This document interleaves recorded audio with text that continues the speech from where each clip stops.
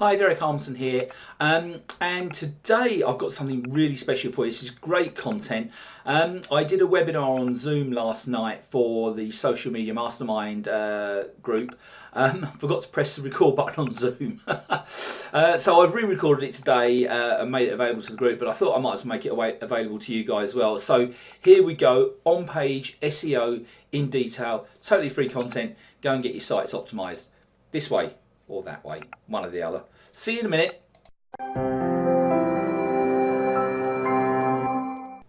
Hi, Digital Marketing Mastermind Group, it's Derek here, and I'm just re-recording last night's webinar that I forgot to press the record button on Zoom.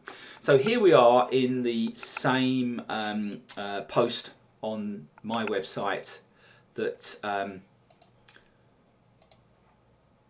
we looked at last night, and interesting enough, I will show you a few other things today as well. So the first thing we talked about was the page title H1 tag, and in most WordPress themes, as I said last night, when you give it the post title, it will make that the URL that you can see there. You can edit that URL if you want. By clicking there in most WordPress themes, and that will also make this the H1. And if you remember, I talked about the header tags. So we've got H, which looks like this in HTML,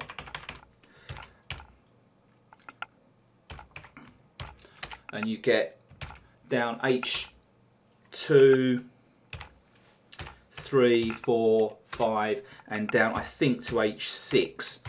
And Google takes notice of these. The first thing Google will look at on the page is the H1 tag, and that's how it's trying to gain an understanding of what the page is about.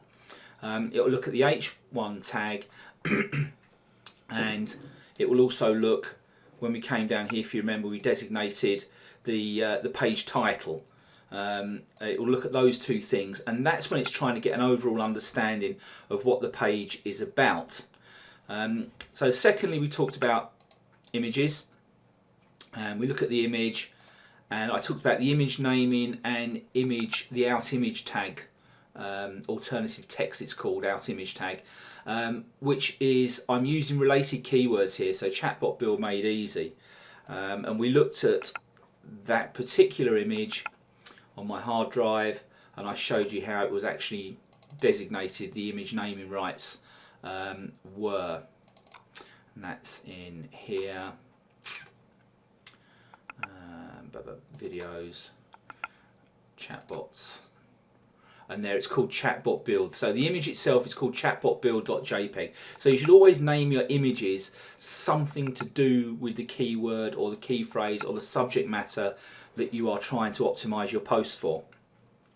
I then talked about the first line in the body of the text, build a chatbot with Conversio bot, which is a sort of a different, I talked about latent semantic indexing, which is related keywords. Google calls it LSI keywords, latent semantic index. So related, like car and automobile, football and soccer. Google recognizes the words as connected. So I'm connecting Conversio bot with chatbots and build a chatbot. And then talked about H2s, and this was designated in H2, you can see there while I've clicked on that. So I've used another related keyword, Conversio bot chat builder, and I then come down here, reasons to use chatbots, and chatbot results from Conversio bot. So all the way through I'm talking about Conversio bot and chatbots, and this image here also has an out tag, Conversio bot chatbot builder. So everything is about that.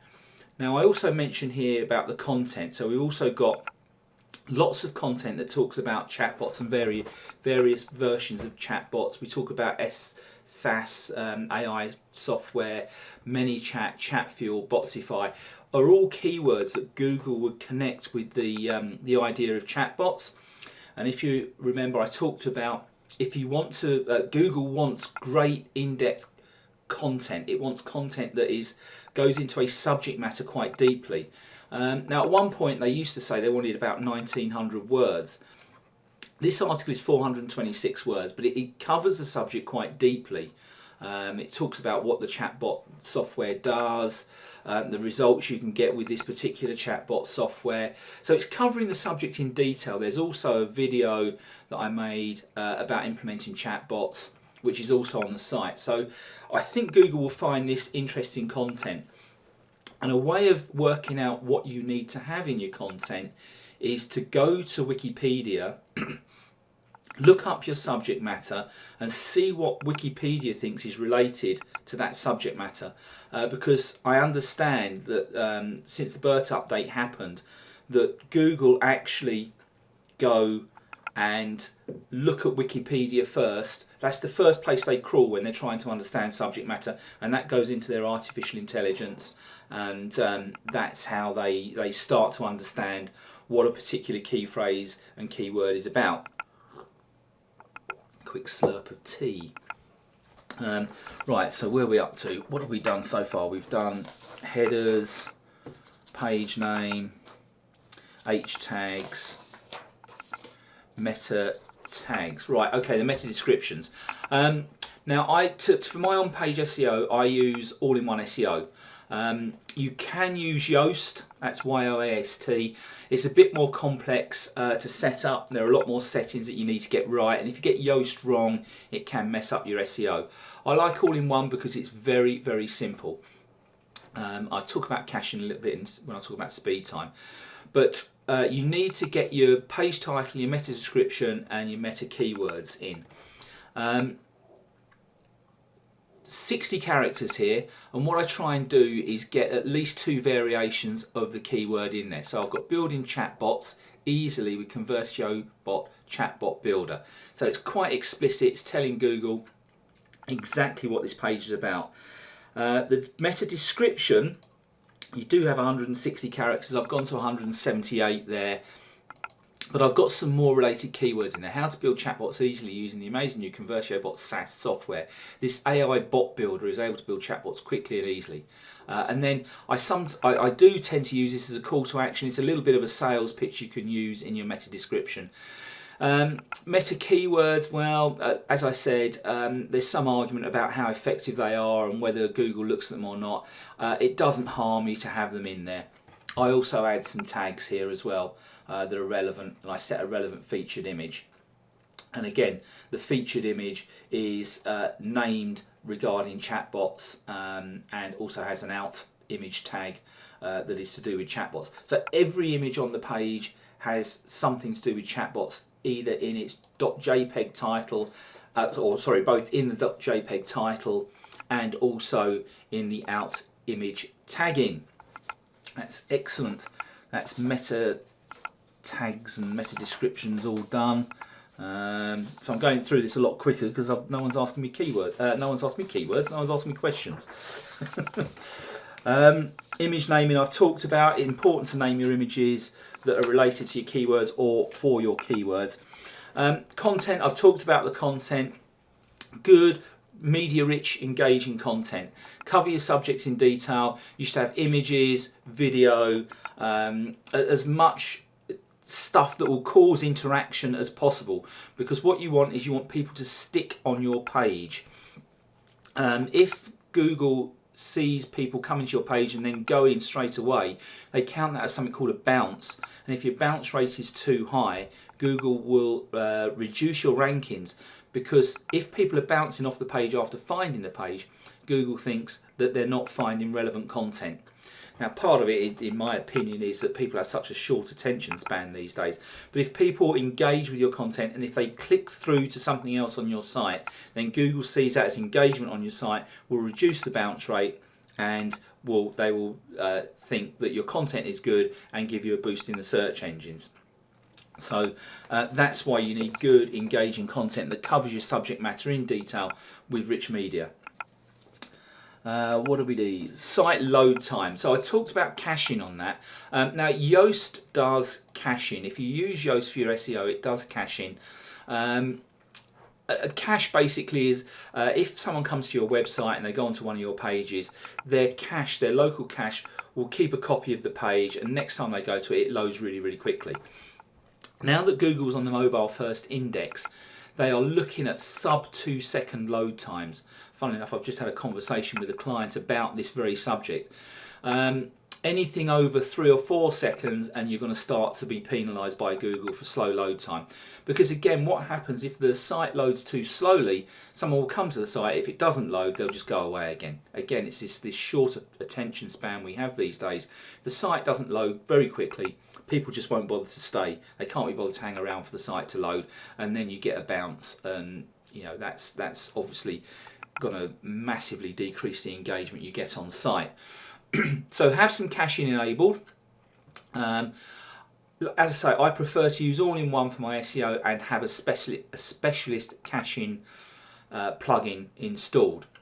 If you want to check your site speed, you can come to this site, gtmetrics.com, and you just put your site in there, and it will tell you how quickly the site's running. So let's look at one of my clients. This should be quite good. So Intelligent People. This is one of my SEO clients. They're a recruitment agency, and they've just had the site redeveloped. I hope this goes really quickly. So they send it over to their servers in Vancouver, and just while that's running, I'll quickly mention canonical URLs, which I covered yesterday. And basically, one of the only setting you can set your site-wide homepage settings here, but I've got that disabled. You must have this ticked, and canonical URL is if you go into the settings, and I think it was the reading, wasn't it? I can never remember where this is. I think it's in the reading. No, it's not. It's in the writing. I got that wrong last night as well. No, it's not there either. It must be in the general. Your site designates how. Yeah, here it is. So the URL is http://, and that's the designation for this site. So that means that is how the site propagates in Google. That's what comes up when someone tries to find DerekArmson.com online. Now, if we go back to the canonical, what canonical does, it says to the website, and it says to Google, if someone tries to type in http://www.derekarmson.com, or if they type in www.derekarmson.com, canonical URLs will tell Google that the proper version of the page is the HTTP version, and will make sure that anyone who types anything into Google will go to the HTTP version without causing a 404 page redirect. A 404 is the page doesn't exist, and if you have 404s on your site, Google will just penalise you left, right and centre. So it's important that you have canonical URLs set. So let's have a look at that performance. Oh God, load time 6.2 seconds. That's terrible. But you also get a report. So I don't know why that is. Maybe they've got a problem with their servers, as it's 5:47 in the morning in Canada. But it gives you a report on what's happening on the site, and there's a problem with the browser caching there. So I'll talk to their developers about that. But you get a report on basically anything that's slowing your site down. So there you go. That covers site speed, and that covers everything that we covered last night, and I hope you found that useful. I'm now going to go and upload this to the group. I'll speak to you soon. Bye.